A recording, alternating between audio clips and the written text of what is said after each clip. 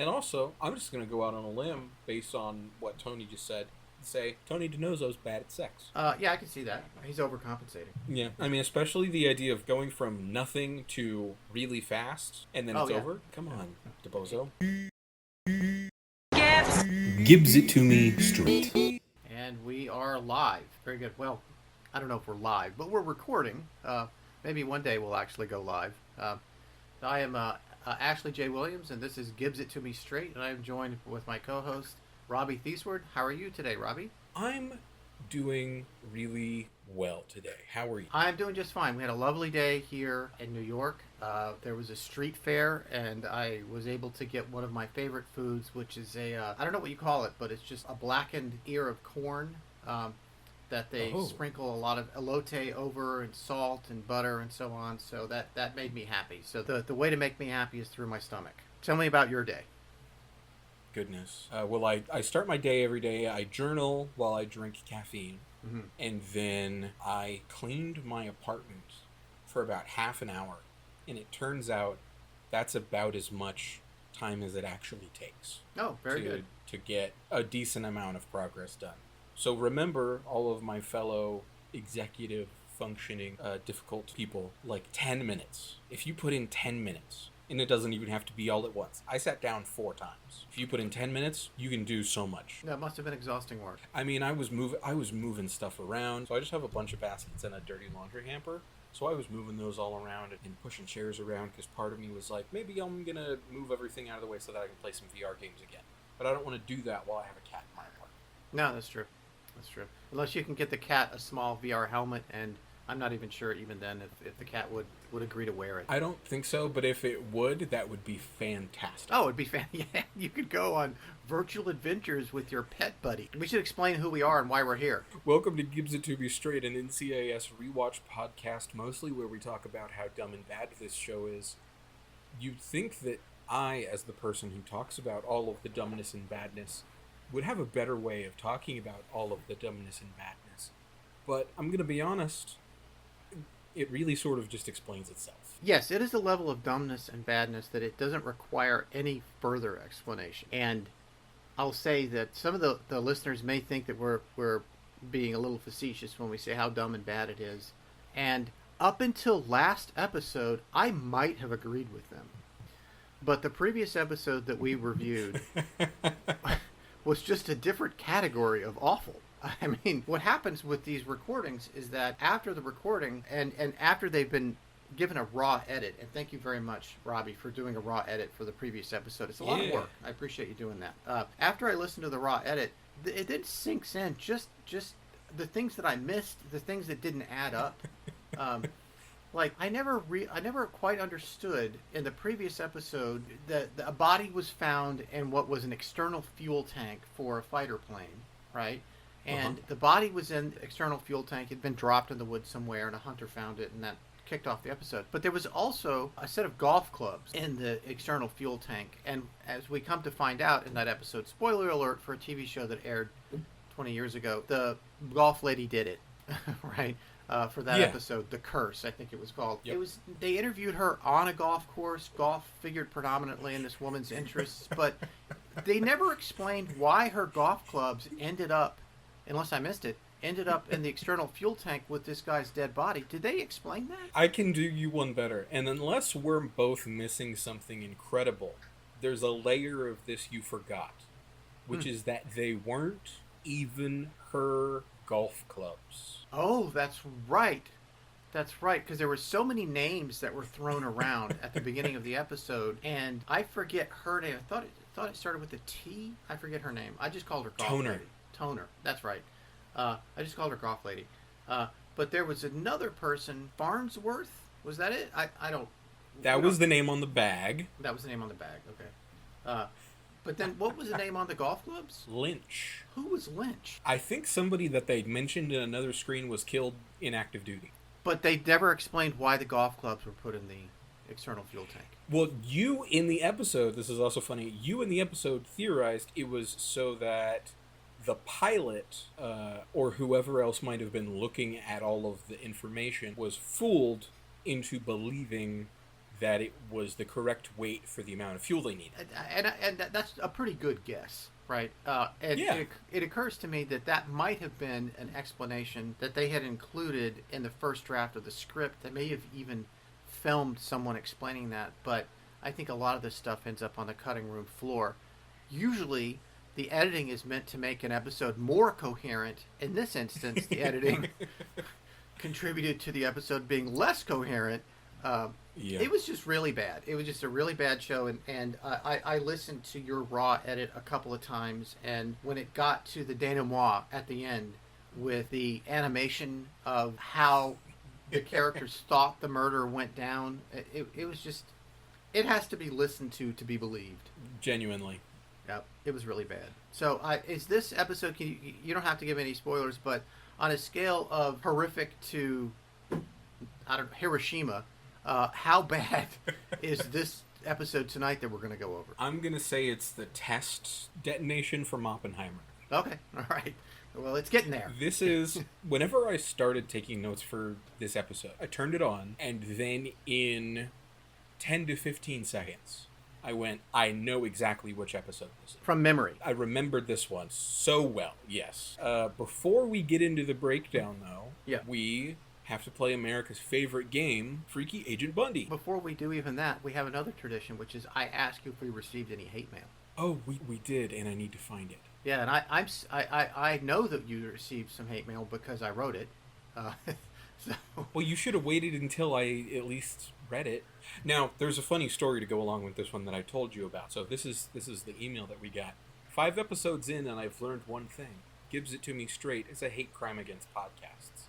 Somehow you've made it NCIS, a show with actual murders, less coherent and more painful. No guests, no pace, just 2 agents of chaos spiraling through season 1 like the case is your sand. Please stop before you review episode 6, or worse, inspire others. Regretfully, a victim of your content. See, I think that's very well written. written. Now, I'd like to tell you, it was very well written, and I'd like to tell you a very funny thing, which is that email was sent at 8:55 on the 22nd. Then, at 10:53 a.m. on the 23rd, the video version of the episode was copyright blocked on YouTube.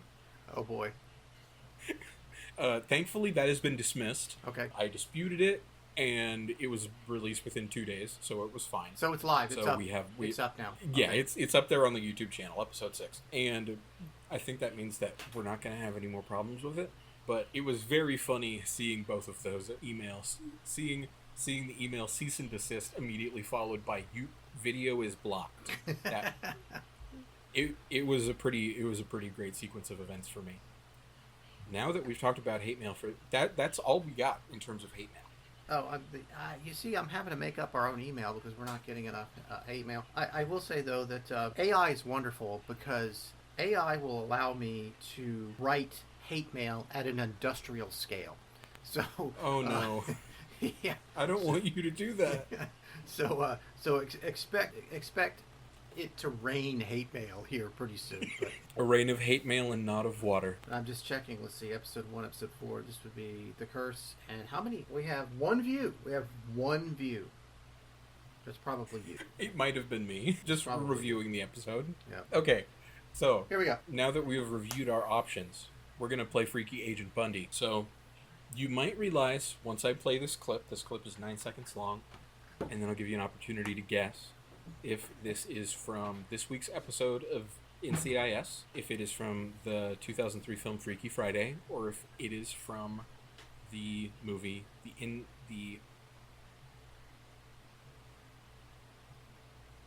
how did I forget what it's called? Or if it's from the 80s movie, The Intentional Stranger. The Deliberate Stranger. About Ted Bundy. About Ted Bundy. So, and is Mark it Harmon Freaky had Friday? Right. Yes, he had a leading role. He played Ted Bundy in that movie in the 80s. Gotcha. So, Freaky Friday, Agent Bundy. Freaky Friday, Agent Gibbs, Ted Bundy. So, you may realize, once I play this clip, something that I might reveal. I haven't decided yet. It depends on if you get the answer right. If you get the answer right, then I'll tell you my secret. No pressure. Okay. So, playing the Freaky Agent Bundy clip now.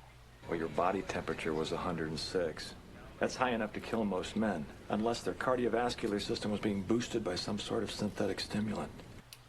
Well, I do not think that was from Freaky Friday. Probably, yeah.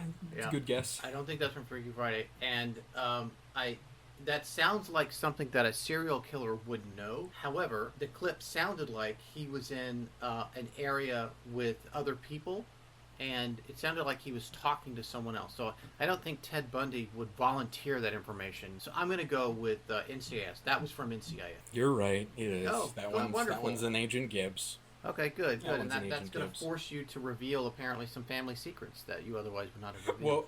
Well, the secret being that we were about to start recording, and I realized I hadn't prepared an FAB for today, so I made one very quickly. Okay. That was my secret. Well, that's why it's so easy to guess, because you didn't have time to be cunning. I unfortunately did not. I can't remember what that puts you at in terms of records. So this is what is it? So this is 7 minus 1 is 6. So this is our 6th NCIS episode. I So know I think got at you're- least 2 wrong. You're either 3 for 3 or 4 and 2. I'd have to review it again. I can't remember. I was excited at first when we started doing this, and I had gotten it right a couple of times, and I got really excited about that, and then I got it wrong. And I think you're at 4 and 2 because I think you got the first 3 right, okay, and then you got the 4th one wrong, and you got the last one wrong, and then you got this one right. yeah. And when I got the 4th one wrong, I wasn't at all disappointed because, like, who cares? Right? I mean, it was great that I was right 3 times in a row, but then when I was wrong the 4th time, I didn't care. So.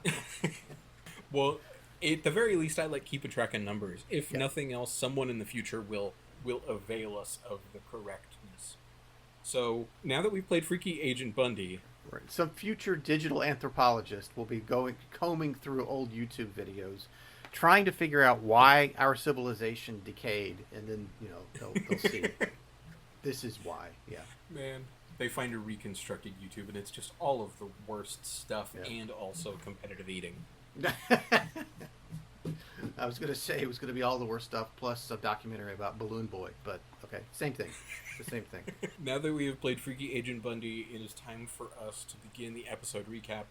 I mentioned earlier, but I'll say here again, I started watching this episode, and I immediately went, oh, I know this one. Oh, man, do I know this. We're going to start off, as always, as you've said in the past few episodes, during this cold open, where we figure out the inciting incident. Yes. This is where we have our sharp act of violence that brings the team to the scene, right? Right. I don't know what you call it, and this is a cold open, I guess. Yes. Right. Okay. So the cold open for this episode, we see a group of young men. They're all hanging out at a club, sort of playing house music, Latin house. They're talking to one another about how attractive some women are, and then talking to the women in semi-broken Spanish. And then one of them looks at the other and goes, hey, where's so-and-so at? And then we cut to a third man. He's drenched in sweat, and he's running down a flight of stairs, just running into people willy-nilly. And then we get another sharp cut after we get a close-up on his face. We get another sharp cut, and we have our first clip of the episode. And this is a visual one that we'll describe after we come back.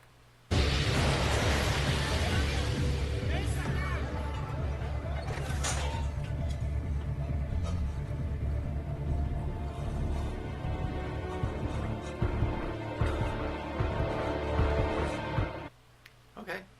So it's a naked guy in a fridge. He was a naked guy in a fridge. Yeah, that was a very, very, very explanatory description you gave that. Very, very descriptive titles you gave it. Thank you. So, yeah, we just see a dude just out of breath, still sweating, in the walk-in fridge or freezer of a restaurant. And a guy just opens the door and looks at him. And then there's a very clever edit to keep from showing his genitals. Right. And then, right after that, we get theme music. And then we cut into the intro. And we're starting off a little bit differently. Moderately differently. I can't remember. This is another thing that could be kept track of. Which is, how many of these episodes after the cold open and then the theme song begin with either Gibbs working in his basement or Gibbs walking into the office?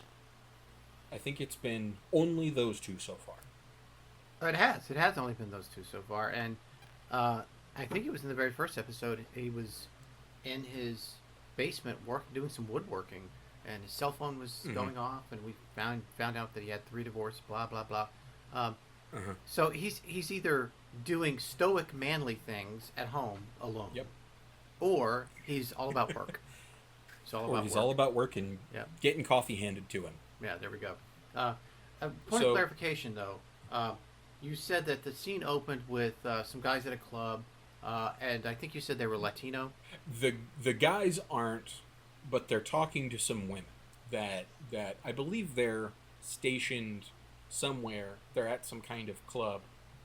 I think they said that they're stationed in the Gulf, although that could also mean the Gulf, like the theater of conflict. Right. So I'm not sure.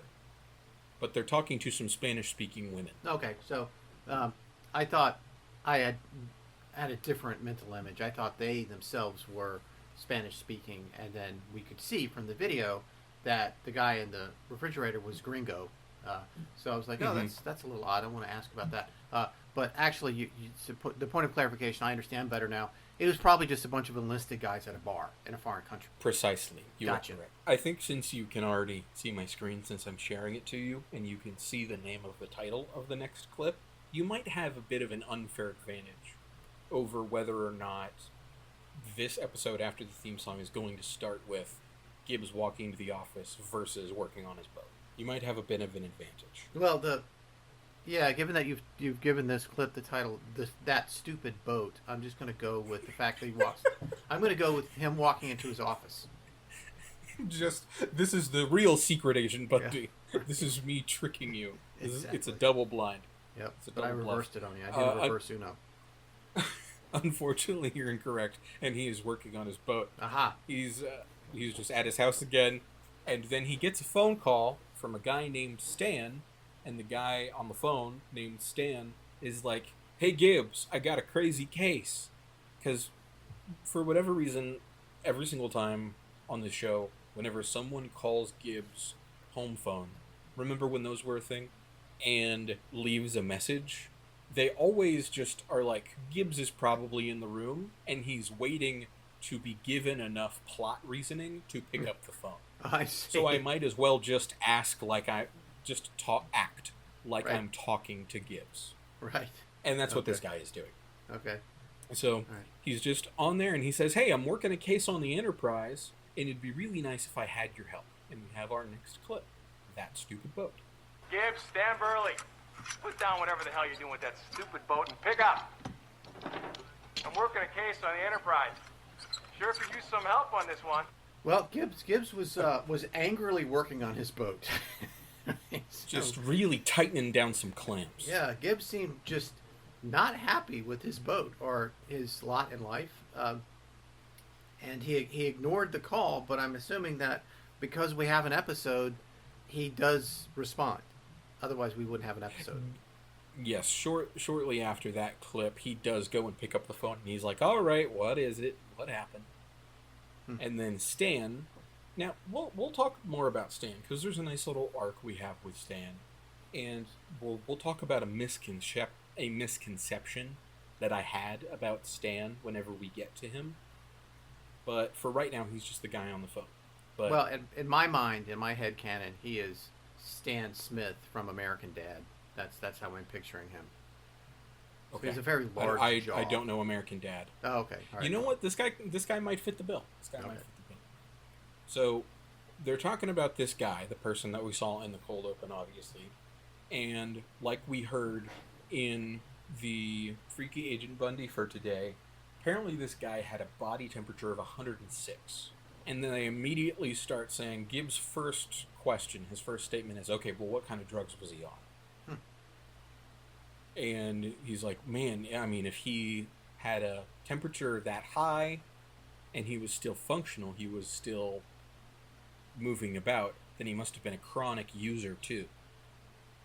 But Stan on the Enterprise is like, "No, it's that, that's just not the way it is, because they do pee tests, they do urinalysis tests, and this guy has been clean for 3 weeks."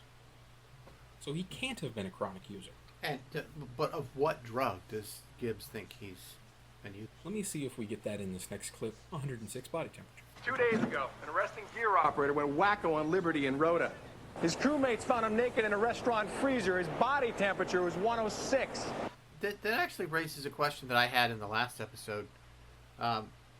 It sounds like the NCIS guys just hang out on aircraft carriers. They go on deployments with them. At least it seems like whoever this guy, Stan, on the phone. I guess it seems like he is, because last episode, last episode they didn't. Well, they did go onto a boat, but it was like in dock or something. Yeah, it was right? another carrier. I think I don't remember. I don't think it was the Nimitz, but I remember there being a castaway line about the NCIS guy that they called in from Pearl Harbor was on that ship. Was on a ship rather. I don't know. It doesn't matter. The guy Stan is NCIS, and he called. Gibbs finally picks up the phone, and the guy is explaining to him, okay, here's a weird case. Did the guy with the 106-degree fever, did he die? No, he's still alive. Okay, all right. Well, this might be a short episode then. He can just reveal what happened. So they talk a little bit back and forth, and I'm fairly certain that this is the first time that they theorize this guy probably got his hands on some amphetamines, and that's what was pushing that high temperature through his system. Kids today. After what's that? Kids today. Yeah. So after Gibbs is like, okay, all right, we'll probably come out there and help you. That's whenever we cut to the office, just like new. That's always the thing. If it's not the office, if we're going to see the office at some point, if we don't see the office, we're probably going to see Gibbs' boat. It's the inevitable law of NCIS. So we cut to the office, and Abby and Tony and a few others are gathering their things, I guess, to get ready to make this trip, because they're going to go out to this aircraft carrier. If it wasn't clear that this person, he says, was an arresting gear operator on an aircraft carrier, on the Enterprise, and he went wild during, I think they say a rota? What does that mean? I should have looked that up. I don't know. Actually, that's a good question. I'll look it up on my phone while you proceed. Let's see. Okay, so they're just walking through the office, and they're talking about Gibbs and Stan, the guy from the phone, and they're just talking about how cool he is and how much they like him. And Tony says, well, hey, how long did Stan work with Gibbs? And Abby says he worked with Gibbs for 5 years. And Tony says, man, it's amazing that guy didn't end up in a straitjacket. And then there's a fun little moment where Gibbs pretends to have not heard what Tony just said. And Tony just says, nothing, boss. I was just praising your communication skills. After that, Ducky shows up in a trench coat and says to Tony and Kate, hey, can you give Stan this cricket ball for me? Because not only is he an amazing agent and a cool dude, but he was also a great athlete, and the only sport that he wasn't really good at was cricket. And I think he'll get a kick out of you giving him the ball for this sport that he's bad at. So they're setting this guy up to be like the anti-Gibbs. Sort of, a little bit. Yeah. They're just setting him up to... They're definitely setting him up to be an anti-somebody. Okay. And they're just saying he's real cool, he's real genial, all this stuff. Then, as Ducky and Abby leave, we have our next clip. Yeah, cricket was one of the few games he wasn't an expert in. Shame. Yeah, I think he'll get a kick out of it. Of course he will. He gets a kick out of everything. I love that guy.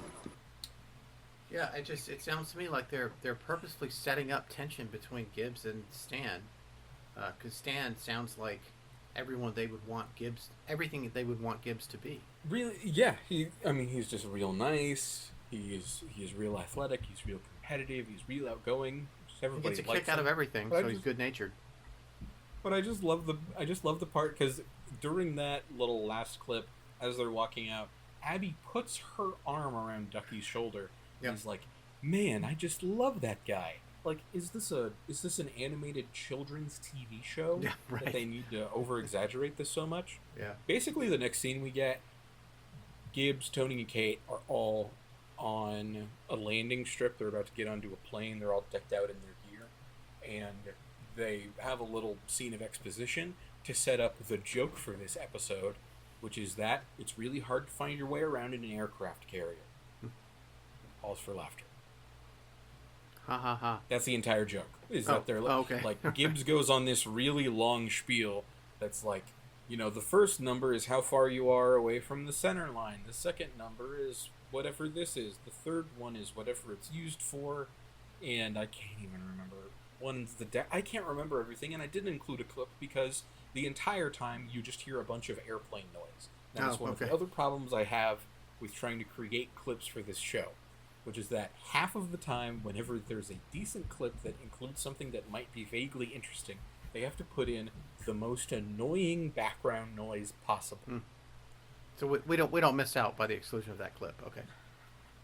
Really, really, we don't. They're walking to the plane, and then the next cut, they're getting ready to land on the aircraft carrier, and Gibbs just explains to Kate, you need to be ready for this because the plane is going to drop from 120 knots to 0 within about a second. And then they just show that happening, and she goes, wow, that was kind of intense, and that's the scene. I'm going to take a drink of water very quickly. That was some good water. Excuse me. So after they get on, we don't even see them taking off all of their extra gear. I don't even know what they do with it because they're all wearing like headphones and a helmet and a vest and all this stuff. And then the second that they get inside the interior of the boat, inside of the ship, all of it's gone, and they're just walking through, and they're talking to Stan. Stan Burley, by the way, is his name. That's his name, Stan Burley. Are they in any sort of uniform? They're not necessarily. They're kind of in business casual. They have badges and such. Okay. That will be part of a problem going through some of the episode, where they're like, there's a part not long after this where, Kate, being a woman on the ship, has to announce herself whenever she shows up places, and that's basically the only conflict they run into in terms of that. Okay. So they get there, Stan immediately meets them, and they get some more info dumping. So this is like right as they get there, and Stan is just giving them some more information.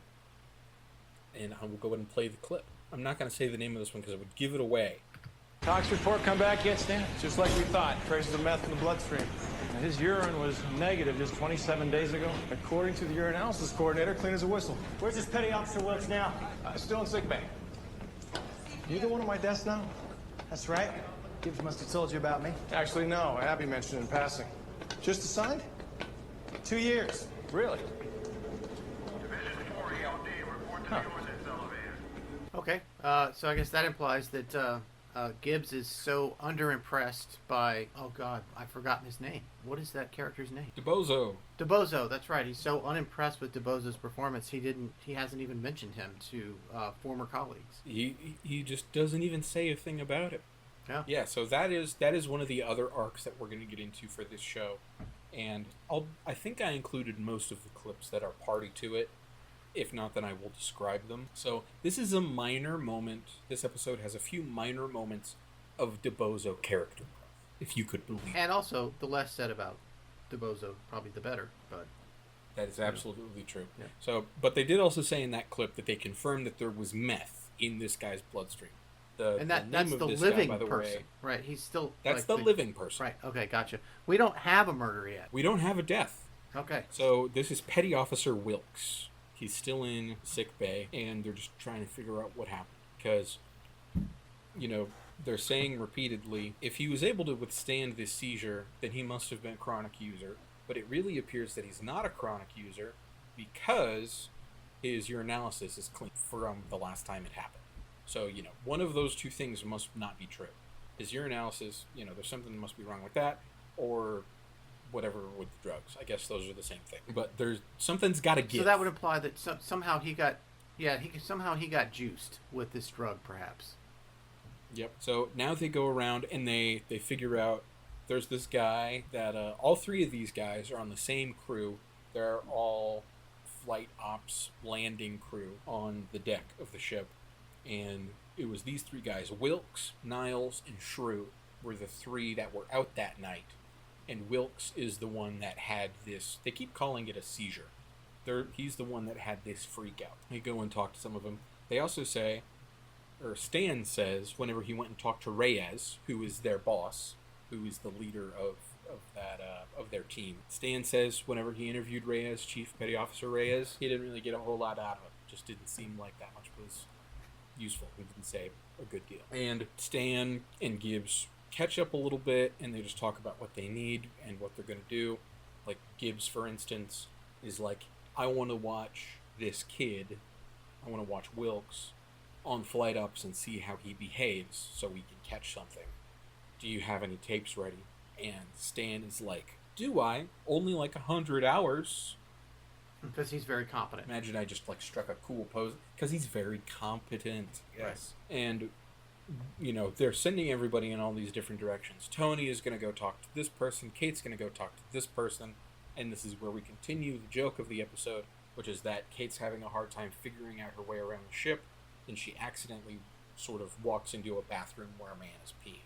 Of course. And that's, you know, yep. And then she Yep. figures out eventually where she's supposed to go. Well, actually, it's not where she's supposed to go. She finds the bunk where she's supposed to go. And this is where some of the men in the bunk are like, women on the ship are supposed to announce themselves. And then she like holds up her badge and she's like, I'm NCIS Special Agent Caitlin Todd. I've announced myself. Where are these two people? And they say, I can't remember who that one guy is, but the other guy is down lifting weights or something like that. Then we cut to one of our next scenes. Gibbs is going down to talk to Petty Officer Wilkes in the medical bay, where they talk, you know, he's just explaining all these things. You know, what happened, man? And of course, Wilkes gives the classic, I don't do drugs, I don't know what you're talking about. So we have a few of our clips here, including our freaky Agent Bundy for the day. So we have our next clip. Well, your body temperature was 106. That's high enough to kill most men, unless their cardiovascular system was being boosted by some sort of synthetic stimulant. Somebody must have slipped something into my drink. Any idea who that someone might have been? No, sir. Any idea who provided the meth? No, sir. You know what? I'm trying to help you out here, Petty Officer. You try to float this story at your court-martial hearing, they will laugh your ass all the way to Leavenworth. Okay. I mean, it doesn't sound like very helpful. It sounds threatening, but okay. Yeah, he mostly just sounds like he's threatening him. And I also realized I had this suspicion whenever I was editing the clip. But there's a part where the shot goes out to a wide, and Gibbs is sort of walking around the back part of the bed.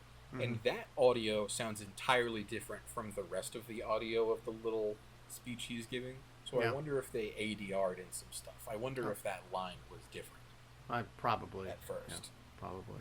So this is most of what we get from Gibbs this episode, which is him being very pessimistic and rude to all of these young men who, as far as we're able to tell, are just being drugged with meth, of all things. He's just pretty mean to them. Well, you know, he's very angry about Stan, having Stan come back into his life. I suppose so, even though he's the one that answered the call. He's the one that made the choice. He's the team leader. That's true. That's true. He put aside his fragile ego because of his sense of duty. I guess so. He was like, there's some kid that has a high fever. I better go threaten them with prison. That'll fix things for sure. Yeah. You may have been a little bit facetious, but you indicated that there's more than one person being drugged, or do we only have one person being drugged so far? At the moment, there's only one individual. There's only Wilkes. Okay. All right. Poor Wilkes, who's actually, as interrogations go from Gibbs, this one is one of the less frenetic interrogations. No one's getting one pushed of the out less of a bodily. Right. Mm-hmm. Yep. You know, it's funny. He has a tendency to believe the innocence of the military person involved in whatever, you know, skullduggery is afoot for the episode. And maybe he believes that about this petty officer kid, but he seems to be conveying a bad cop image. Very much so. He's running the bad cop basically this whole episode. I guess Stan's going to be. We cut from Gibbs in the medical bay. We cut to Kate again. She is found out where she needs to go, and like I said before, this is whenever she goes and talks to one of the two other men that were with Wilkes whenever this happened, which is Niles. And she goes and talks to Niles while he's exercising. They get a little bit of information about what his habits are, and they keep on. I don't know what they're really expecting in this episode, because part of the writing and part of the plot is that they're going to all of these people who are in this flight crew. I can't remember what they call it. They're on this same team that are a part of flight ops. And they're going, did you give them meth? And then they're like, no, I didn't. And then they're like, clearly you're lying. And that's the epitome. That's the most condensed down version of what they could possibly be saying. So here we basically have that in a clip, except for longer than what I just said. Okay. What about Petty Officer Wilkes? Solid as they come, man. 4th generation Navy. His grandfather was a gunner's mate on the Arizona. Wilkes would never disgrace the uniform. Well, I've got news for you, Petty Officer Niles. He did. Can't explain it, man. Can't or won't? Code of silence stuff doesn't fly too well on the flight deck, ma'am. There's no room for screw-ups. Well, it was just about to get interesting when the clip cut. Okay. Yeah.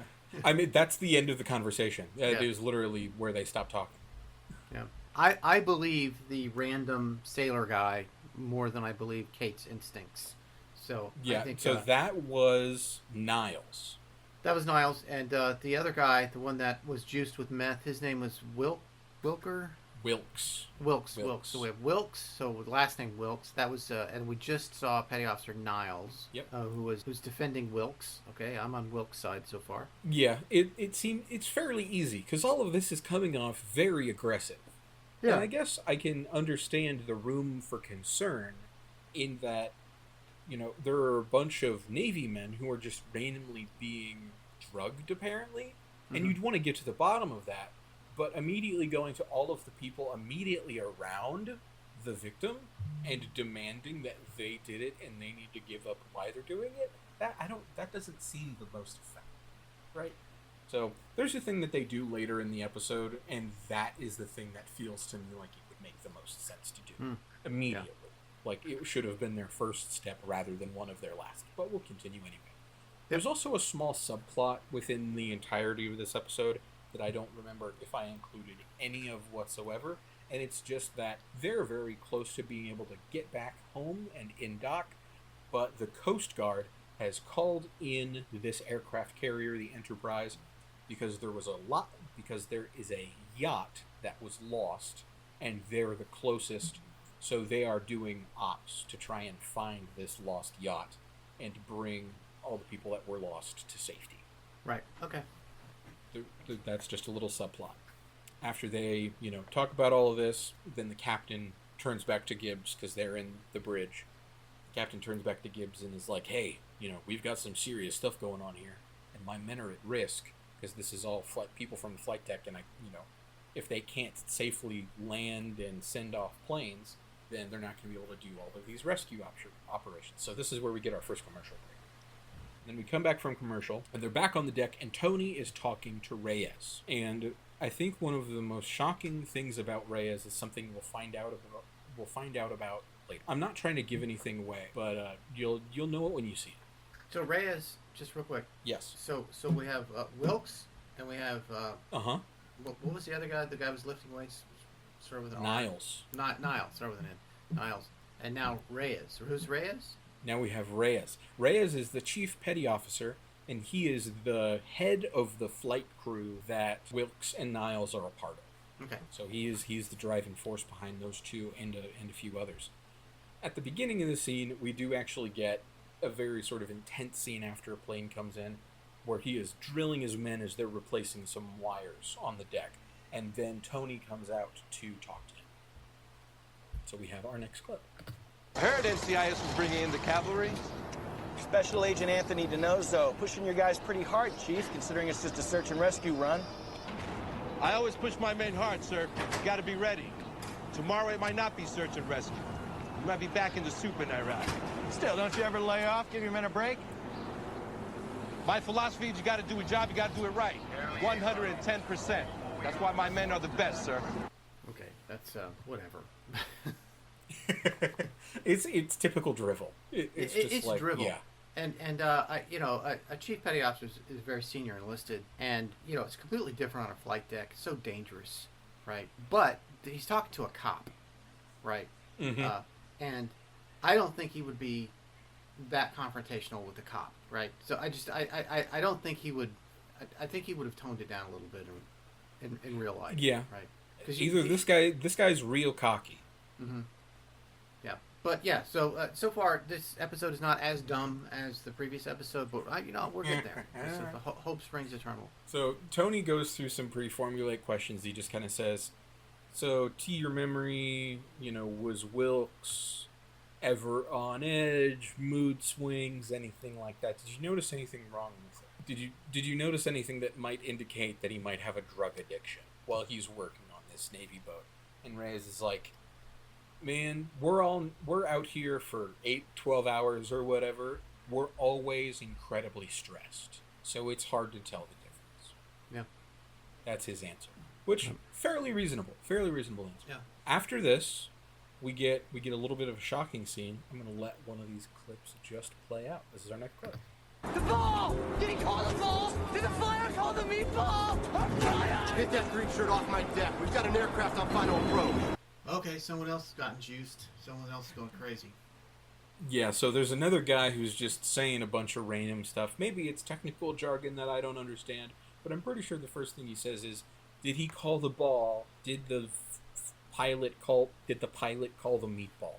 I think that's what he says, but I don't watch these with subtitles on. So yeah, I don't know if that's what he was saying. I think you're right, and I don't know if that's jargon or what. I don't have a lot of insight into what happens on aircraft carriers. So, right at the very last part of that clip, the air boss, who is watching from a bit of a higher up position, is saying, "There's a green shirt on my deck. Get him off so we can land this plane." And then eventually, the guy, the green shirt that's freaking out, says, "Wave him off. Wave him off. There's something wrong." And then they wave off the plane. He just soars by, and then the guy that was freaking out is just sort of laying in the fetal position on the ground, just mumbling to himself like before.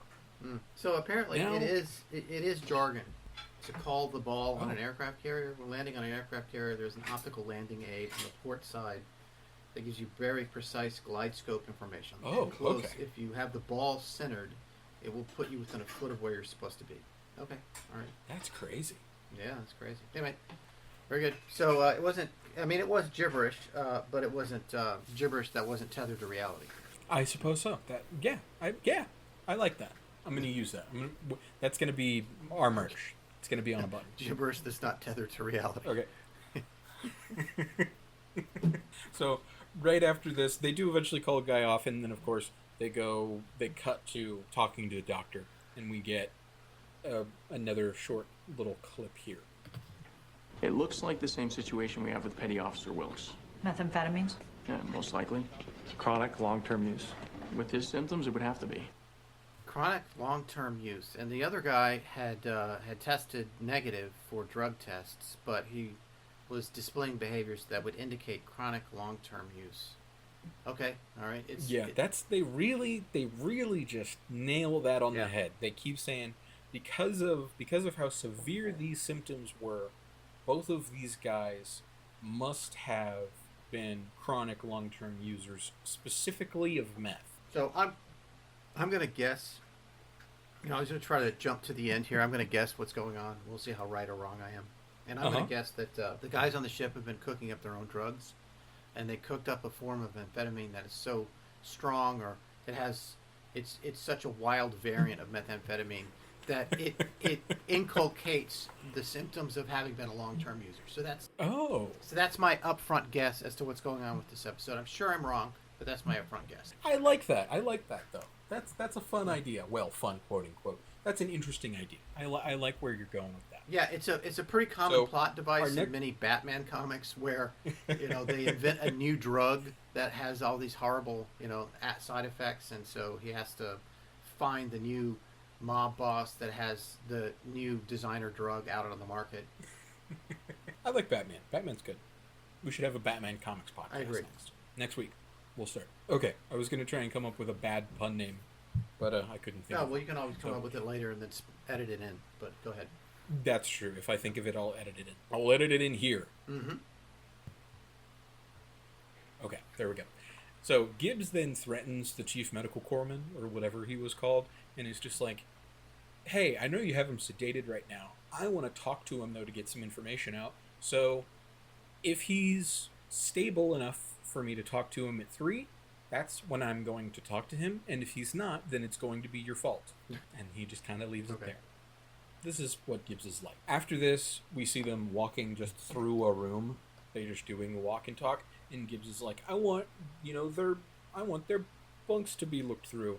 I want you to look through all of their stuff. And basically he's doing this thing that we talked about last episode, which is, while all of this dialogue and all of this conversation is very snappy and quick, it also comes across like Gibbs doesn't think his team knows what they should be doing, and he has to feed them in very small pieces every single thing they need to do. And this is another one of those pieces.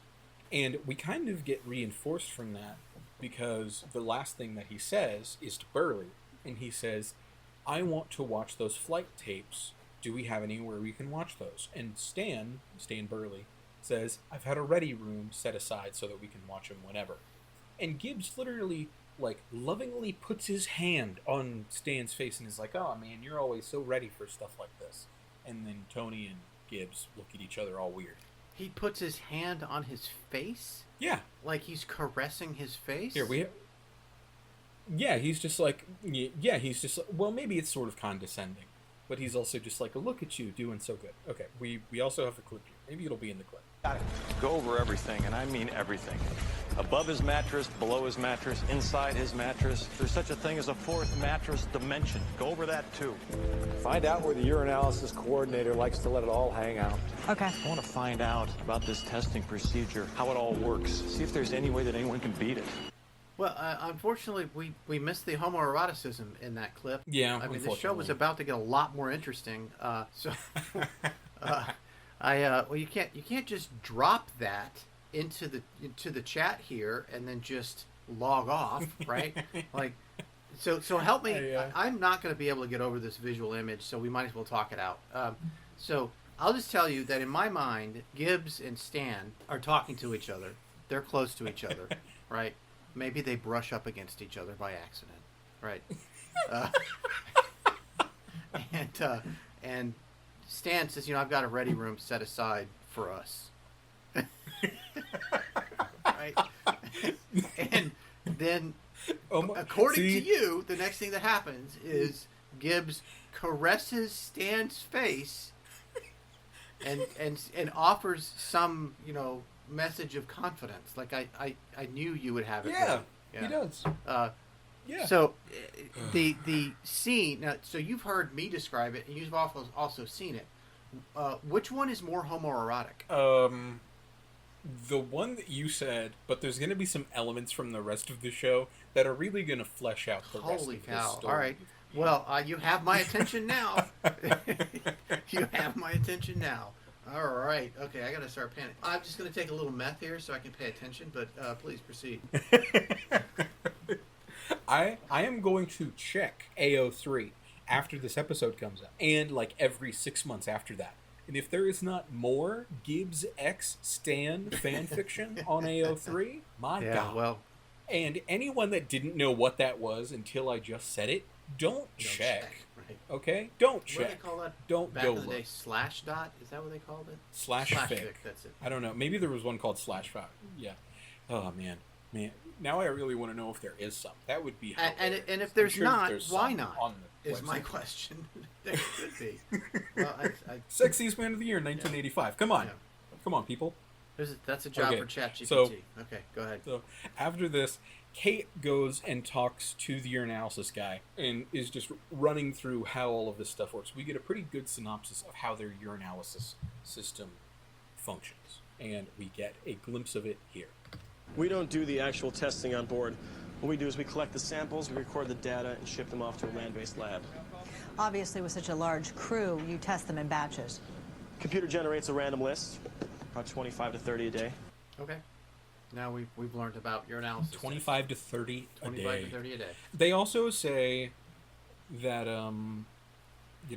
she asks, like, are they watched whenever they're doing it? Is this, surveilled fairly well? And they say something like, yeah, they're taken to a room individually, and then they're watched discreetly by way of it. So they're not directly looking, but they are watching them provide the sample. And then they go over how there are ways that people have tried to pass it through before. You know, they drink tea or they try and pass off somebody else's sample as their own. And then he provides a example of one of these tools that was used because, you know, they're watching them give the sample. So they've got something like a hose connected to a balloon or something, and he like takes it out of his Ziploc bag and is like, "Do you want to look at it? It's supposed to be funny." And it's not. And then there's another joke that I'm not going to dignify. I'm not even going to repeat it. If you want to know the joke that happens during this segment about urinalysis, go watch the episode. Or send us an angry email. This is one of the ways that I'm combating any attempt by CBS Paramount of saying that this podcast is a replacement for watching the show. Yeah. There you go. Okay, there you go. Yeah, you should all watch the show. There you go. We're not going to give you all the jokes. You can watch the show if you want. Given the this isn't a replacement. Given the emotional toll this is having on the two of us, the least you people could do is watch it too.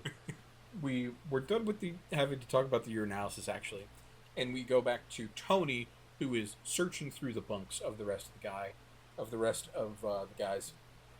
Whenever Niles walks in and sort of tries to defend his crew, and this is maybe one of the only good lines that Tony's ever had, and I'm gonna defend that statement. I'm gonna genuinely believe it because he's searching through it, and Niles comes in. He's like, "Come on, man, please, you gotta believe me." And Tony says this: "For a crew that doesn't do drugs, you guys sure do a lot of drugs." Gibbs goes and talks again to a guy in the medical bay, and this is the newest victim. Right. This is the newest victim that collapsed on the flight deck, and Gibbs is giving him the same spiel, except this guy's kind of more tired. And he's like, you know, "I don't know what would have happened. I don't know what you're talking about. There must have been some kind of mistake because I don't do drugs." And we have our next clip. "So there's gotta be a mistake. I've never done drugs." "Never?" "Not once in my life, sir. It's against my morals. I feel the same way about alcohol and tobacco." Well, I'm sure there's his medical record probably shows his religious affiliation if it's morality based, and so they can cross-reference that, talk to his friends and family, and get some corroboration there. I'm believing the enlisted guy. Yeah, like why wouldn't you? Yeah. Like a guy, especially because he's very clearly still tired. Like he's just coming out of having been sedated. Yeah. Because he had a violent seizure, like a violent active seizure. Oh, I guess. and apparently he was violently brought out of his sedation for a 3:00 appointment with Gibbs. Apparently Yeah. so. And so the fact that he's still able to maintain his composure and calmly go, "No, I don't do drugs. I'm fine." I also wonder, maybe it's part of the job, but when these guys show up to investigate things like any law enforcement officer, a detective or inspector, do they just automatically assume everyone is guilty? Right? Everyone in the room is guilty. Doesn't it really seem like that? And you know, to have that adversarial attitude for every witness seems like is maybe not a good way to get information out of people. But what do I know? I've never had to investigate a murder. Although, to be fair, we don't have a murder here yet. You know what? Correct. You are. We don't have a murder yet. Will there be a murder? Well, don't spoil it for me. Don't you? I'm hoping for a murder. I'm hoping for more homoeroticism and a murder. And hopefully those won't be related in any way in the plot. But okay, go ahead. Gibbs is talking to the second guy, and this is all within one scene. He's talking to the second guy, and the guy is like, "Yeah, I've never done drugs. It's against my morals, and I feel the same way about tobacco and alcohol." And then in the middle of this scene, for whichever reason I didn't clip out, I guess I was that bored by it. In the middle of this scene, there's a code blue on Wilkes. Oh boy. And they pull out the defibrillators, they throw them on him. And I also have in my notes, I can't remember if this is the case for all the time. Are defibrillators usually measured in joules? I can't remember. I don't know. I mean, it's a measure of energy, so I guess it doesn't necessarily matter. Yeah. But I feel like I'd never heard of that before. But they throw it on there, they do 2 or 3 shocks with the defibrillator, and then Wilkes dies. Okay. So, one way or another, we don't know if we have a murder, but we do know that we have a death. Yes. this is whenever they're out on the deck and they're having this conversation. This is whenever Gibbs says that Wilkes was killed because clearly he was going to give up the supply. And Kate, I think, argues that doesn't make any sense because both of the victims so far have been really stand-up guys. They've both basically been Boy Scouts. Mhm. Like, they both say, you know, I've never done anything with drugs. I would never do anything like that, yada, yada, yada. They have reputations both with their family and with everyone else that they work with to protect. So it doesn't make sense. But Gibbs is just like, no, these guys, addicts, you know, they learn the art of the con. It's a literal quote. So it's, yeah. Now, we get a few other pieces of information. The urinalysis that was used is being sent to Abby for retesting so that they can, you know, so they can check out to see if it's up to snuff. And then somehow the body of Wilkes is already sent to Ducky. Ducky already has the body. Wait, Ducky's on board, right? No. He's back in wherever they're at. He didn't go with them. Okay, all right. Nope. Yeah, so we go back very briefly to his lab, and he's already got the body, he's already looking at it. And there's this bit that I haven't really gone into, which is that, like, Ducky talks to all of the bodies and sort of acts like him getting information from them is them having a conversation. So he's just kind of saying, you know, they all talk eventually. Well, that's what that's a little creepy. Okay. It is a little strange. It's just a quirk that I guess they decided on for him. I just remembered another. We might be able to add this element in. I can't remember if it's in the video footage or not. We've got another little clip here, and this is playing into the arc that I said that we're going to be going through with DeBozo, which is we see at first that all of the men are sort of walking in a scattered line across all of the deck, presumably to see if there's anything on the deck that could be getting into the systems of men on the flight deck. That's what I assume they're doing. So they think, like, there's just meth in jars littering the flight deck, or it's like whenever you're walking around in Dark Souls and you get poisoned by walking through a swamp. Yeah, I guess. But while they're doing that, Gibbs is talking there, and he says, you know what, I'm going to go check on Stan. He's been watching flight tapes. He's been watching flight ops tapes for 18 hours. So I'm going to go check on him. And then Tony and Kate stay behind to have a conversation. And Kate sort of gives Tony a little bit of reconciliation because it seems like he's concerned. So we have our next clip. It's not the same thing, you know. What? Well, you and Gibbs, Burley and Gibbs. What are you talking about? Well, it's a different dynamic, you know, a different time. You can't compare the relationships. Who's comparing? All I'm saying is that things on the surface are not always the same as when you put them in context with the way they actually developed, you know. I don't disagree with her, but who cares? Right? I mean, it just seems like such an oddly introspective detour for a show that has no capability of self-reflection whatsoever. See, that's going to happen every now and then, and it's a lot of whiplash. Yeah. Whenever this show tries to go for sentimental, it genuinely just doesn't work. It falls apart. Yeah. It really just is really like what are you trying to do to me right now? You're trying to get me to emotionally invest in this character, especially after what happens in this episode, like the last few moments. It always manages to sort of sour on itself whenever it does this. After this is whenever Gibbs goes back to talk to Stan. They're in the ready room, and this doesn't make that much sense to me, although I guess from an equipment perspective it does, which is Stan was like, I got a ready room reserved for us so that we can watch all of these tapes, and then whenever they start watching them, they're watching within this huge room on a like 8-inch diagonal CRT TV. Okay. Like there wasn't a single bigger screen for the Navy cops to watch flight tapes on. I guess not. Yeah. So Gibbs comes in there, and we have our next clip. What is Chief Petty Officer Reyes handing them? It's hard to tell from this distance. Can you get closer? We'll have to enhance the tape. Uplink the footage to Abby. First, find Donoso and Kate. Have them check out the air boss's take on Reyes. Okay, I didn't quite get to say it there, or I didn't show it. Gibbs and Burley are watching the tapes in that ready room, And this is like one of the only times where Burley actually gives Gibbs a little bit of a hard time, because apparently on a previous case they worked, Gibbs accidentally contaminated some evidence. Why am I not surprised? And then Gibbs is like, "Hey, would you mind if we just got back to business, please? Would you mind if we just sort of try to make things work again?" And then he's like, "You know what? You're right, boss. Sorry about that." And then they move forward. So a little bit of a lover's spat. I'm surprised, though. I guess so. I'm just surprised, though, that you moved on from Gibbs saying enhance. Right? Enhance. The video needs to be enhanced. I want a clip of Gibbs standing in front of a big screen TV shouting, "Enhance, enhance." Man. And now I'm going to change my theory of what's going on. I think that the chief is passing out drugs to these guys. Oh, because of this clip that we just watched with Gibbs and Burley. But okay, so let me game this out, right? So the chief is a jerk. We've determined that. Well, everyone in the show is a jerk, but within the internal consistency of this episode, he's the jerkiest. And he's already said, I push my men really hard, 110%. Work hard, play hard, whatever.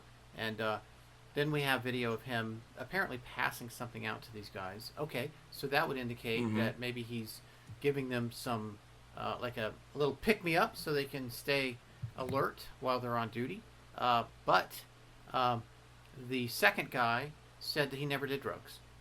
And I believe it. So he would, of course, turn down a drug that would be given to him because apparently he's a teetotaler and probably just a boring person in general.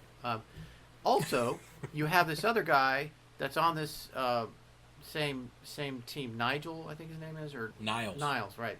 Can't seem to get his name right. And he said something that I thought was interesting, which was, we don't do the code of silence down here because we can't afford to. It's just too dangerous if everyone's not, on their game. So, also, if the chief was giving out drugs to these guys in a way that they didn't realize, like here, want some gum, right? And he's like, it's impregnated with drugs. So maybe he's finding another way to give them the drugs in a way that they're unawares. However, he also has to have a way to get around the urinalysis tests, those results, right? Yeah. Yep. So, okay, so my working theory is that the chief's up to no good, but I don't know how he's punking the system for the urinalysis test. That's going to have to...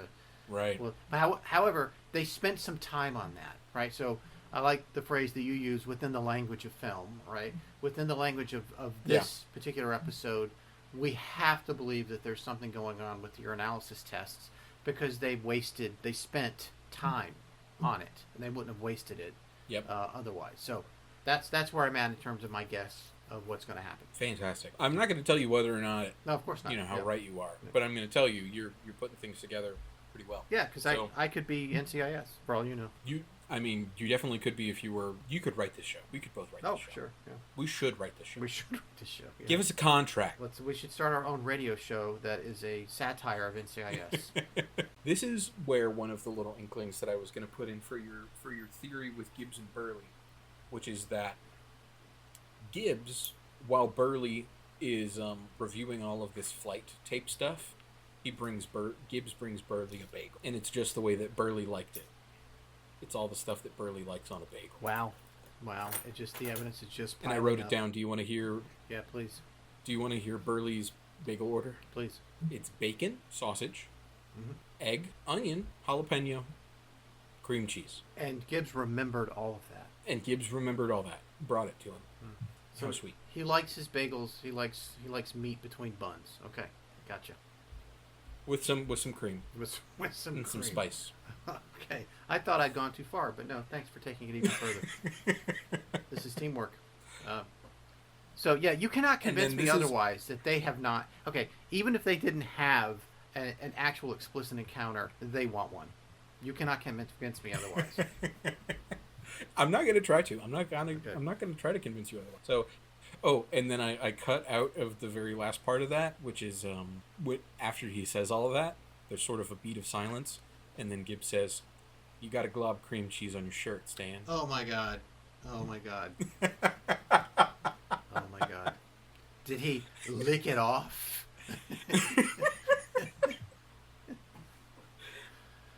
it cuts, so Yeah, I have no okay. way of knowing.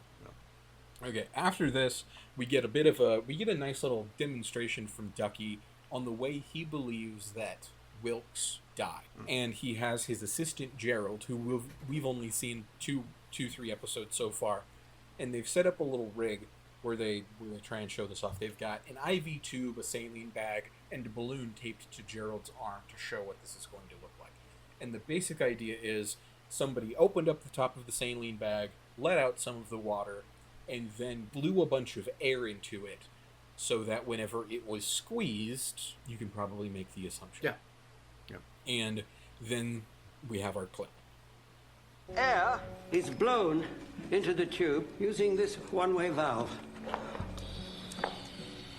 The air is trapped. Any way the air could have gotten into the line accidentally?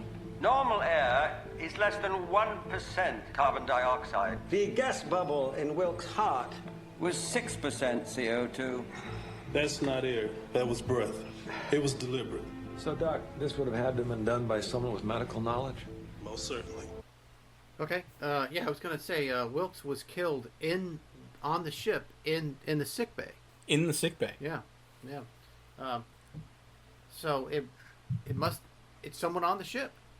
It's someone on the ship. Yeah. Yeah.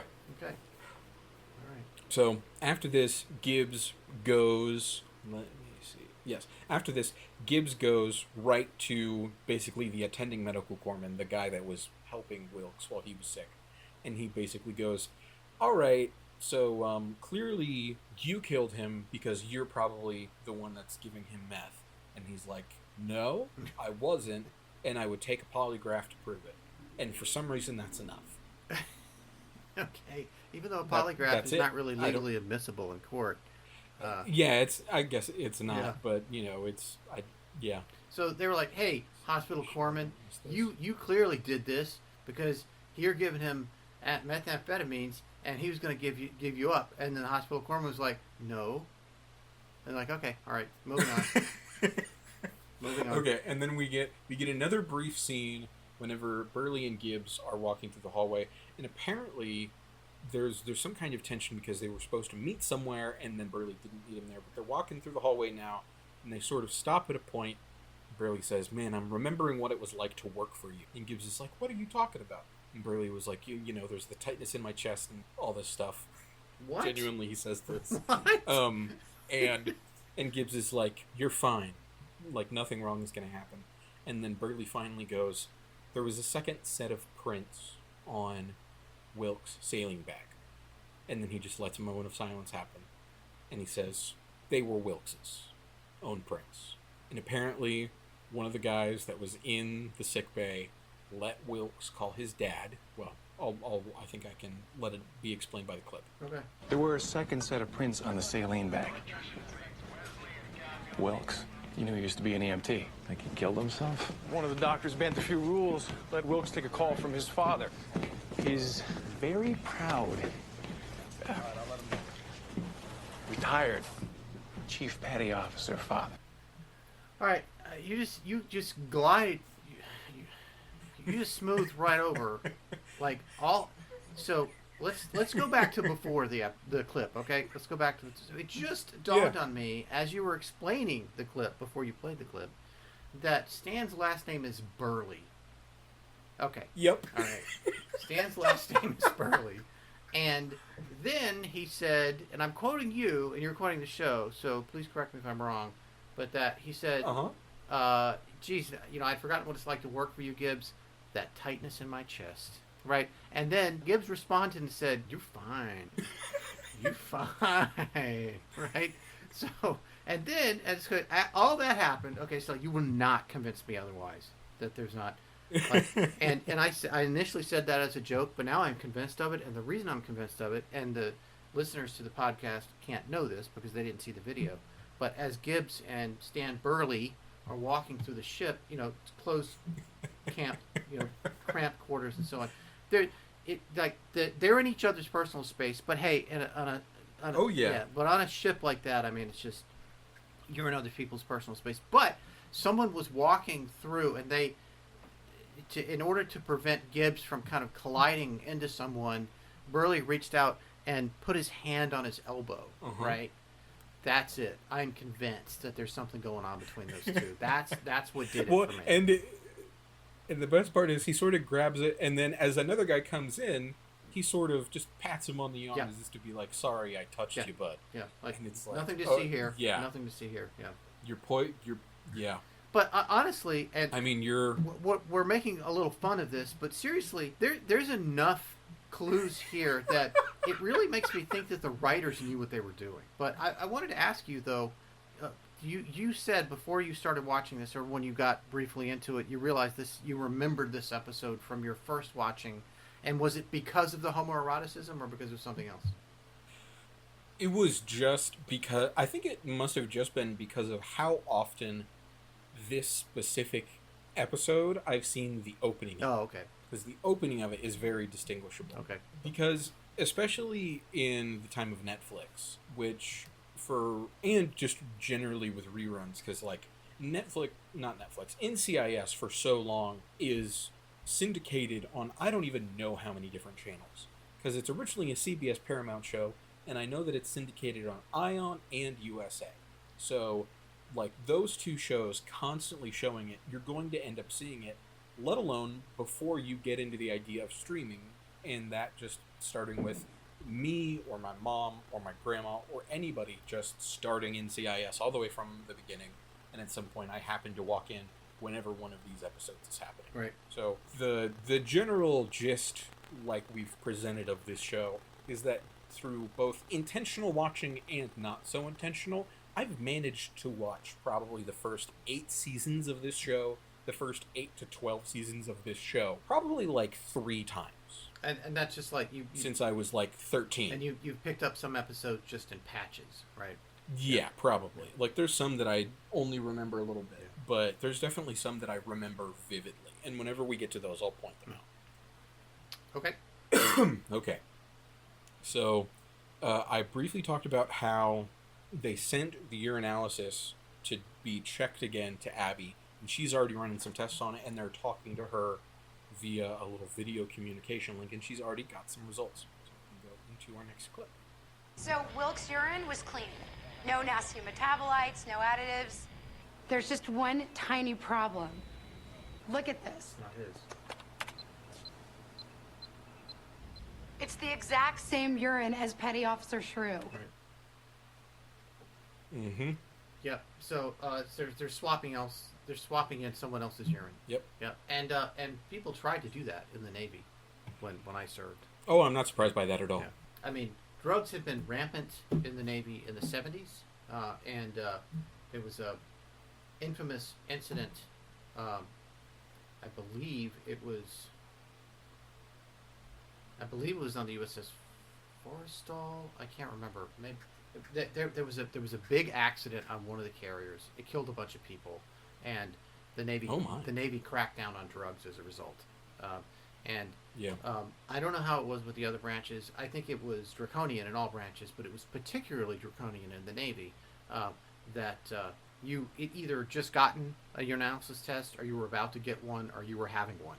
Right, that was the state of being for people. Right, they just you got tested a lot, and guys, they still did drugs. I mean, it wasn't as rampant as it was in the 70s, but they still pushed their luck and tried to, especially marijuana. There's some drugs apparently that will not show up in these tests. I think cocaine, maybe, and maybe heroin. But man, marijuana was what ones to not be able to catch? Oh, right, yeah. Yeah, well, I mean, cocaine, at least they would be alert. And I guess the same is true of heroin. I haven't done either, so I don't know. But marijuana was the one drug that they were really concerned about, because it does impair your faculties. Right? It slows you down. It's a depressant, I believe. But anyway, so I don't think any of these airmen were in on this plot, but I think the chief was. Yeah, that's where I'm at. Yeah, I can see where you're coming from. All right.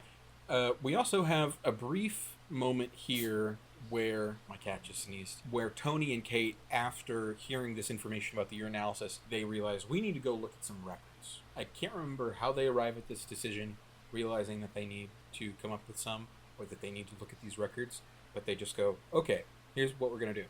and then they argue about how they're supposed to get there, and Tony's like, no, we should go this way, and Kate is like, no, we should go this way.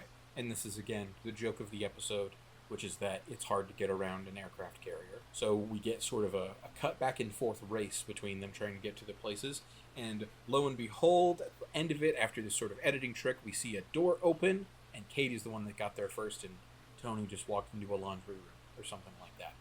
And Kate walks in and says, I need to look at some record books, please. And that's all. And then after that, Abby is still on the video conferencing thing, and she's talking to Gibbs and Burley, and you mentioned before about the video thing. Mm-hmm. Now we get the video thing. Enhance.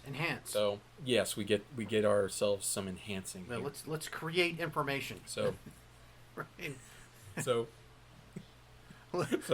we're on to our next clip here. Brush art. Smart Money says that is not a Tic Tac. Yeah, okay, all right. I mean, it's sort of cut off at the very beginning. Enhancing video is still not a thing, but okay, all right, whatever. But I'm sure there's things you can do to Go ahead. I'm sure that there is, and I feel like, did they really need to zoom in that far to see that they dropped something and then picked it up?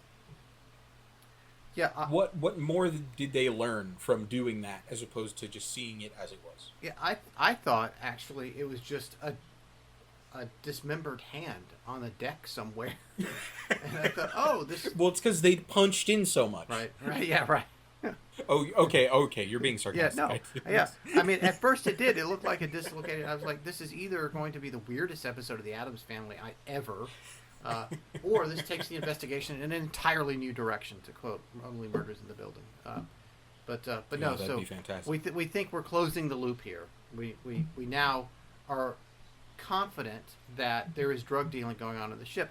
After they find this pill, and they're like, they're thinking of things, they're thinking of plans, and then they just go up to Reyes, and they're like, "Hey, we saw you on deck giving your men some stuff. Can we see what you have?" Mm-hmm. And we have our next clip. Meth? That's 98% caffeine. Available over the counter at any pharmacy in Norfolk. So he's saying he's giving him caffeine. He's amping him up with Yeah. caffeine So pills. there's a little. There's a little clip, yeah. I think they're called Alert. It says them on there. Alert tablets. My favorite other part, and I was going to include this, but I don't think any dialogue within it was relevant enough. But there's a close-up on the bottle. And I'm going to give you a bet on this one, 50-50 shot. Did the bottle itself say 98% caffeine, or did it not say that? It did not say that. It did not say that. And they still did the close-up. Yeah. The close-up on the bottle in the show says 80% caffeine. And they still just say 98% in the show. Did it say 80% caffeine, 20% methamphetamines? No, I don't think so. But I didn't look that close. Maybe it was getting covered up by a finger. That's the entire ploy. That the actual one is...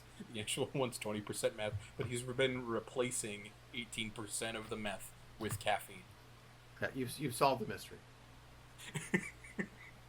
Dumbest possible way that this would make sense. So Reyes is like, yeah, I give my men something. I just give them multiple caffeine tablets. As you would, because that's okay. And also, like, we don't know the size of these tablets. They seem fairly small. So maybe they're 50 milligrams, maybe they're 100 milligrams, which means that they're getting like 48, 90, 49, 98 milligrams of caffeine every time they take one of these. But like that can very quickly add up to a lot of caffeine if they're taking one every few hours and they're doing it constantly. But I mean, it is plausible that this chief guy could be doing that. So he. These shows are filled with red herrings, and they'll, throw a likely suspect at you, and it'll end up being the person you least suspect. So, maybe it wasn't the chief. So, after they look at these capsules, we get our third commercial break. After we come back from it, they've taken the capsules for testing from Reyes, and we get sort of a dual purpose scene here. One is that we get to know a little bit more information about DiNozzo while he's talking about his experience as a cop, while they're testing some of these capsules to see if they contain meth. And the reason is because he's like, oh yeah, I used to use these same test patches, these same test packets, to test stuff if there were certain drugs in them or not, because you basically just put the capsule inside, you break both of them, you mix them together, and if it turns a certain color, it's a drug. Mm. And they put it in there, they break it open, one of these alert capsules from Reyes, and lo and behold, it's not meth. It's not meth. Okay. All right. So they're like, maybe it's all the truth. Damn it. But, yeah, we didn't get him. But I'll go ahead and give you the dirty on DiBozzo. So we get a little bit more information. So before he was at NCIS, remember, he's been here for 2 years. Before that, he was a cop in Baltimore for 2 years. Right. Before that, he was Philly PD for 18 months. And before that, he was in Peoria. Peoria, Illinois. So he went from Peoria. So he sounds like one of those cops that has a lot of excessive force complaints that they end up moving around to different precincts. They keep, yeah. Yep. I'm sure that's not going to be the backstory, but there must be an explanation though for why he was only in these jobs for a short period of time. Yeah, I mean, I think they're kind of setting up that there is some kind of commitment issue he has with maintaining these jobs, or maybe he's not very personable. And it's also sort of a moment of growth for him, because he's been at this job, NCIS, for 2 years now. 2 years. And so there's sort of a moment of growth that he's staying for longer. Yeah, they made it a point earlier in the episode. The dude asked him, how long he'd been there, and he said 2 years. Mm-hmm. Yes, that stands out. So after this, Gibbs is like, you know what? I still am not convinced that we've searched and done everything that we could do. So here's what we're going to do. We're going to search the CPO's rack, and we're going to see what we find. After this, they're back on deck, and they get information that they found the yacht. After they've been doing all these consistent flight ups, they found the yacht, and they're getting ready to send people out. Again, this is three things. It's, we're going out on a rescue. How sad is it that we're so close to home and we have to go back out to sea to get this yacht? The second one, we found the yacht. The third one, we've rescued everybody and they're coming back. Now we get to go home. That's the entire arc of that. Okay. And after they found the yacht and they've sent out those people, that unfolded in a very linear fashion. Thank you.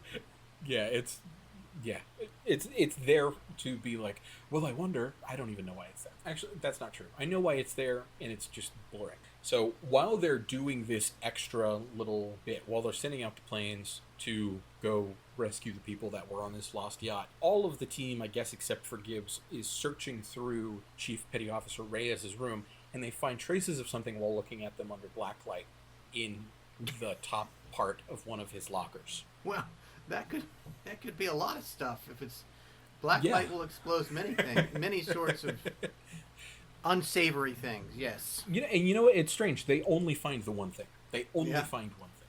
Okay. So they find the one thing, and they take a sample of it, and then they go back and start testing it again, and it's the exact same stuff that was in the bottle. Oh, okay. All right. Bummer. Damn it.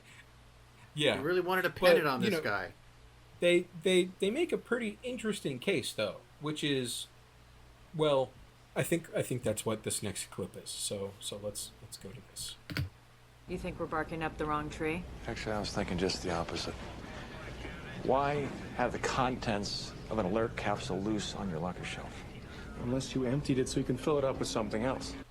All right. I mean, duh. Briefly, it occurred to me, but okay. So they're like, hey, what if he was making those empty so we could put other stuff in there? Mm-hmm. I don't know. Mm-hmm. I shouldn't have used that voice. It's fine. Yeah. But I can't. I don't know. Every single time I watch that, I'm like, is that really a revelation? Is that really that big of a deal? No. I mean, it of course it makes sense in the internal consistency of the show. I would think that when NCIS showed up and all this was going on, that chief guy would just stop dealing. Right? Yeah, that would make sense. that he would just stop doing it, right? And maybe he's sort of going back and forth, that he's like, I give him this for a little while, and then I go back to the caffeine, and then I give him a little bit of this, a few days more for everybody, and then I go back to the regular caffeine, back and forth, back. So but I have to. Well, I just want to observe that if he was doing this over a period of time, those guys would know something was wrong after a while, right? They the first time he gave someone some meth, right? And they were like, "Well, I just had a really good day today." Well, that happens sometimes. I'm really on just top of the world today. But after 3 or 6 months, there would have to be physiological things that would be happening to these guys. They'd be like, something's wrong here, right? They're sort of concocting a little plan here, and Gibbs goes back to talk to Niles, who was the one of the other guys that was with Wilkes whenever they were out on Rhoda, and whenever Wilkes had his breakdown, and he finds him again, working out, and we have our next clip. A little jumpy today, Petty Officer. Nah, just get a little nervous when it gets close to duty time. Reyes works you hard on that flight deck. Yes, sir. Gotta keep on top of it. So I wonder if he's having withdrawal symptoms? So, yeah, he's very sweaty. He's very, overwhelmed. And that they've been building it up sort of throughout the show. Every time we see him, he's more stressed. He's more exacerbated in his behavior. And Gibbs presses him on it a little bit, and he's like, come on, are you juicing up? Do you need to give anything yourself just to pep up? And Niles just goes, the only thing that I do before I go out on duty, I drink a cup of coffee, and while I'm on there, I pop a couple of these. And he takes out his personal bottle of alert capsules, and he gives them to Gibbs. Okay. And then Gibbs is like, do you mind if I take these? And Niles, for whatever reason, is like, yeah, sure. And then they go and test those, and guess what? Well, it's got to be filled. It's filled to the brim with methamphetamines. Filled to the brim with methamphetamines. Yeah. Would you believe? Bright blue, that testing strip that they use. Yeah. So, yeah, it tests positive for meth, and we get our next clip. So now they're going to try to pin it on the black guy. Meth disguised as caffeine capsules. I'm assuming you didn't find anything in Petty Officer Niles' rack. Clean as a whistle. They've been telling the truth all along. They were getting hooked, and they didn't even know they were using. How could they not know, though? Right? I mean... Yeah, I don't know how they wouldn't know. Yeah. But, by the way, Rota is a naval base in Spain. Oh, that makes so much sense. Okay, so they were in... Yeah, I didn't know that. I had to look it up. Crossed all the way over? Okay. So we're closing in on the culprit now. We still think it's the chief. We're closing in now, yes. Yeah. But and then after the scene, they kind of go like, "Well, what are we gonna do? Can we go get him? And basically, can we just arrest him for this?" And Gibbs is like, "No. What we have right now is basically that a petty officer has meth that he's disguised as something else that his chief petty officer gives him, and we have no genuine evidence outside of that. So we need to figure out a way to make it make sense." That hasn't stopped them before from abusing civil rights and due process, right?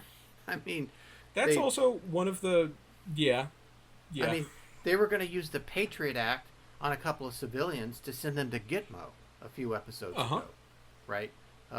So it's interesting that his decision to respect the judicial process is contextual. It really is. It's very, very specific. Gibbs has very specific boundaries, and maybe that's what Stan appreciates about him. Yeah, could be.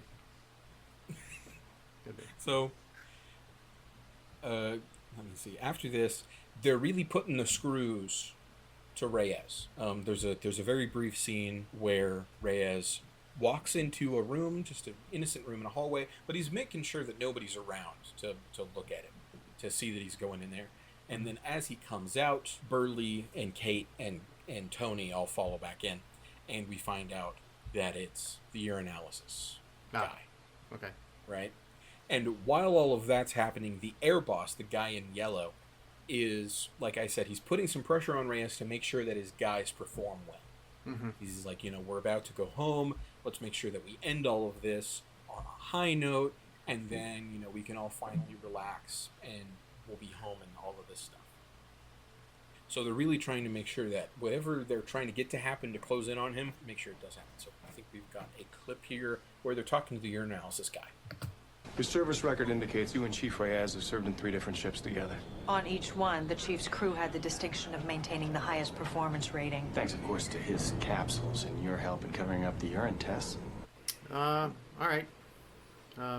That was a commissioned officer they were talking to. And so the implication is that he and the chief had this relationship going across multiple ships. Mm-hmm. And at no point were the people that he was giving so many drugs to that that 2 of them just like freaked out, right? At no point in this long legacy of this enterprise they have going on did anyone say, "Hey, I'm addicted to meth." How did that happen? Right? Maybe this is one of those things that feels like it's in the long echo of the show. That after these episodes end, whether or not you think the stories end whenever we start watching them, that you could follow up a lot of episodes of NCIS with sort of an after story about, like, you know, Gibbs never actually helped finish that child's treehouse. Right. You know, whenever they got back into port, they realized that Reyes had been transferred from those other ships because 8 other men had died. Right. Stuff like that. So, you know, like, you know, he's been doing really good performance, but guys on his crews keep dying of horrific seizures. Hey, that's the cost of excellence, man. On duty. That's the cost of excellence. I mean, God, wait until you see it. Yeah. So the rescue goes well. They confront this urinalysis guy, and then they're finally like, we're gonna figure out how to do this confrontation. And I think this is one or 2 of our last clips that we have, where Niles, while he's on duty, comes back in and talks to Reyes. And this is the thought that I had. This is the most shocking part of this episode for me. And we're going to see it here in a second. Why the hell aren't you on the flight deck, Niles? I don't know, Chief. I ain't feeling so hot right now. What do you mean you don't know? We got aircraft coming in. I'm beat, man. I don't know what's wrong with me. You gotta get it together, petty officer. You gotta suck it up. I don't think I can, Chief. Come here. This should help you out. So he's just giving him the amphetamines just outright now. Yeah, he's just giving him outright. Yeah. But okay. That's not the thing I'm most surprised by. Every single time I watch this episode, the thing I'm most surprised by is Reyes' hair. Reyes' hair? I didn't even notice that. I mean, like, whenever we first see him, he has the helmet on. Yeah. And every single time I see his hair, I'm like, that doesn't... I'm just shocked that it's there. I just imagine him bald. Huh. Okay. That's genuinely. You might take a psychiatrist a few years to sort out why you feel so strongly about that. Well, I don't. Cool. Okay. So that's not necessarily relevant to the plot. You just wanted to share that little bit of. That was just my personal feeling about the character, okay. About the makeup and hair styling decisions of the show. Also, I'll say, like, right before this is whenever they rescue the people from the yacht, and then they finally get to go home. Okay, all right. So they finally get to go back to port. Okay.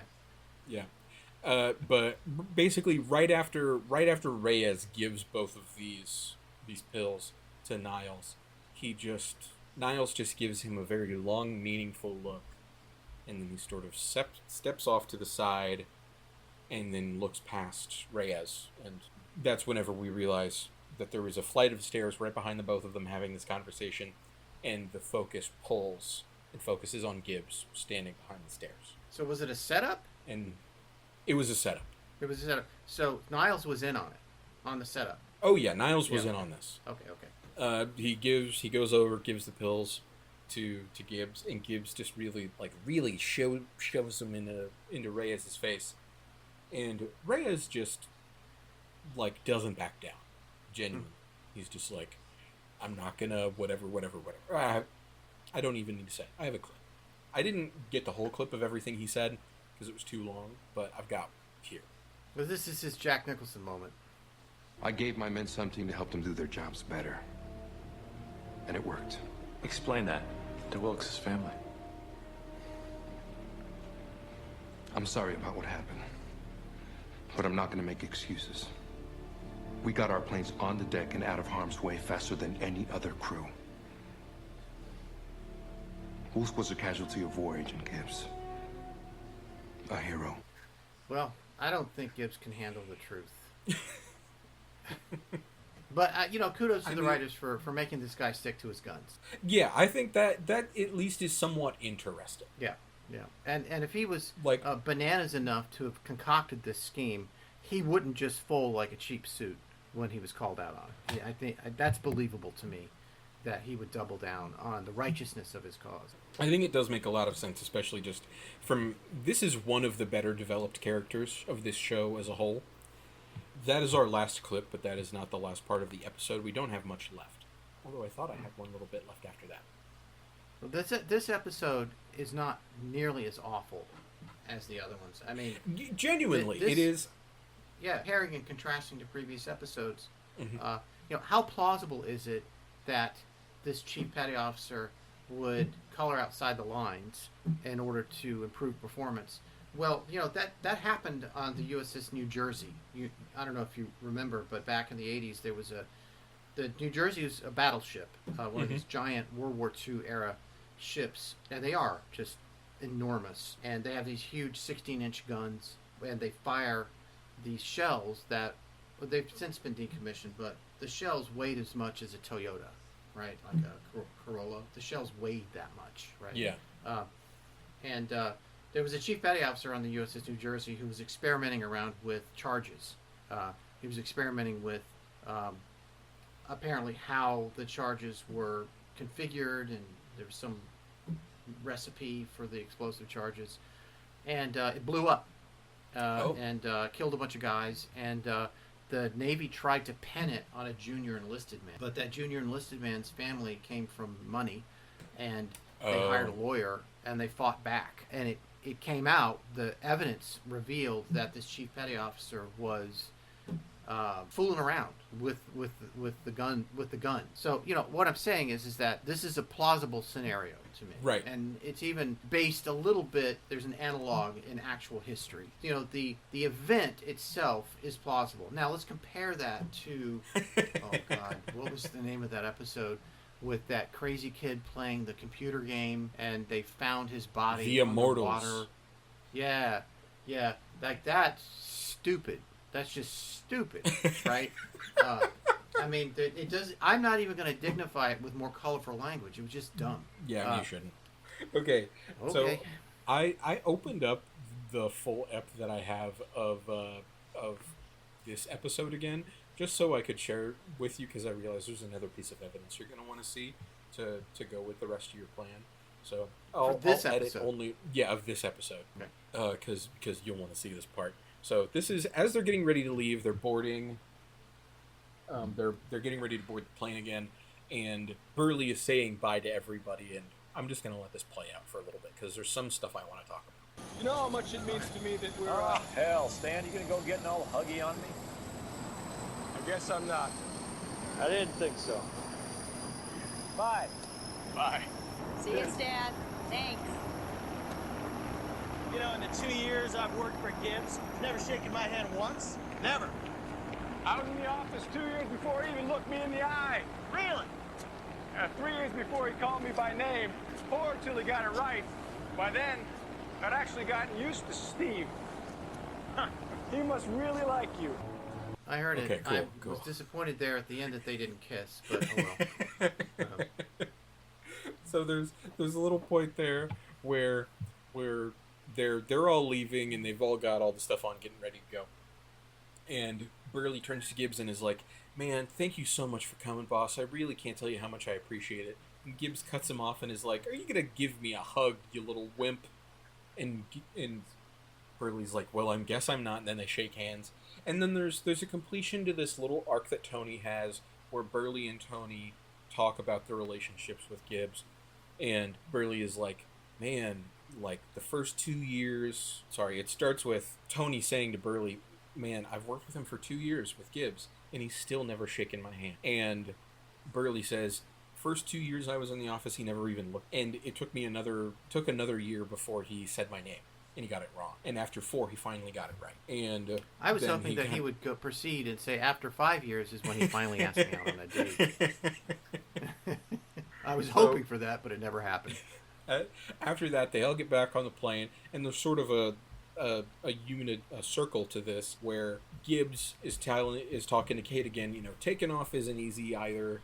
You know, because we're about to go from 0 to 120 knots really fast. Tells her to like lean forward, cross her arms, and get ready to get thrown back really hard. And then they all get thrown back.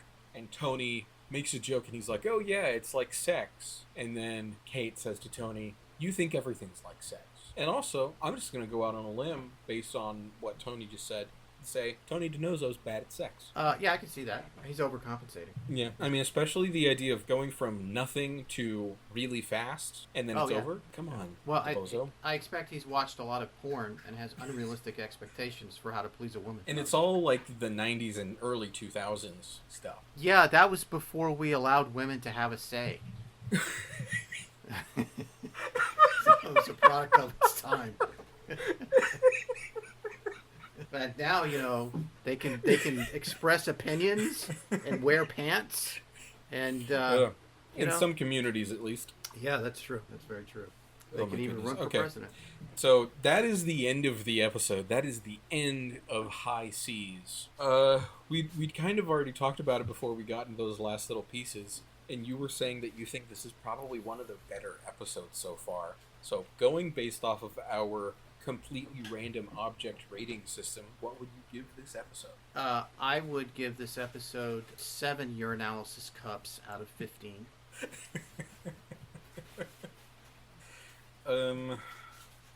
Goodness. I would give this episode a 4 gigabyte flash drive out of 120 gigabyte flash drive. Okay. You can use it for some stuff, but definitely not anything modern. Yeah, it probably has some evidence on it. It's probably got something weird on it. Ugh. So, man, what a ride! I was really excited to record this one because it's so, like you said, it is a little better than the rest, but that doesn't mean it's not incredibly stupid. Yeah, well, it's really dumb. Yeah, I mean the editing is poor, and you know the scenario is contrived, but as things go, you know, compared with the other episodes, I could see that if you were 5 episodes into this show back in 2003, and you're like, "Oh God, I can't. I'm going to give it one more chance. I'm going to give the show one more chance." And if this one is as bad as the other ones, I am walking away from this, and I'm going back to Married with Children, right?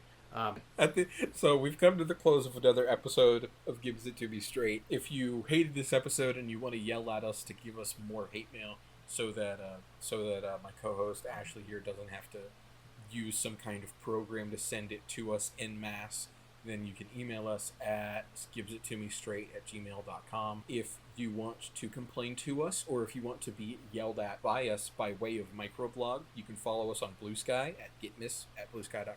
At bluesky.social or whatever Blue Sky is. You can find us there. Look up Gives It To Me Straight. Instagram, I think we're probably going to start having some content come out on Instagram from the podcast. So follow us there. Gives It To Me Straight. Get This Podcast, I believe we're at on there. And I hope that you today, whenever you are in a quiet moment, that you will go onto YouTube and you will listen to Next to Normal, the song I'm Alive, performed by Jack Wolf, because that song has been in my head for the past week. Yes, I'm a fan of show tunes, and I'm not going to apologize for that. And with that, I am Robby Thesword. I am Ashley J. Williams. And I hope you enjoyed listening to this episode. Goodbye, and thank you for listening. Thank you, everyone. Bye-bye.